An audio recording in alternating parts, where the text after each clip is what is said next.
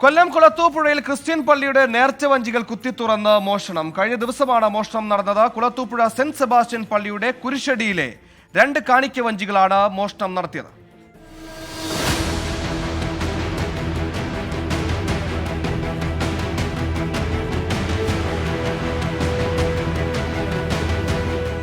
കുളത്തൂപ്പുഴ തെന്മല റോഡിൽ ESM കോളനിയിൽ റോഡിനോട് ചേർന്നുള്ള സെന്റ് സെബാസ്റ്റ്യൻ പള്ളിയുടെ കുരിശടിയിലെ 2 കാണിക്ക വഞ്ചികളാണ് കഴിഞ്ഞ ദിവസം രാത്രിയിൽ മോഷ്ടാവ് കുത്തിത്തുറന്ന് മോഷണം നടത്തിയത്.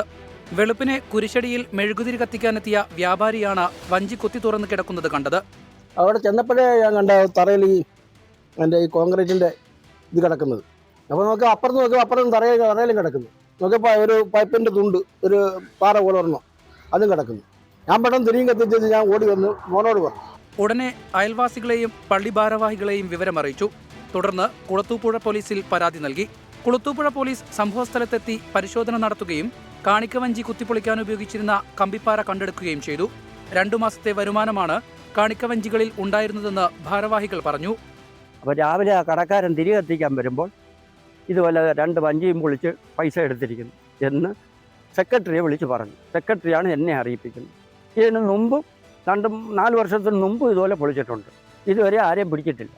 CCTV ദൃശ്യങ്ങളുടെ സഹായത്താൽ കുളത്തൂപ്പുഴ പോലീസ് അന്വേഷണം ആരംഭിച്ചു. അടിയന്തരമായി മോഷ്ടാക്കളെ പിടികൂടണമെന്നാണ് പള്ളി ഭാരവാഹികളുടെയും നാട്ടുകാരുടെയും ആവശ്യം. 24 കൊല്ലം.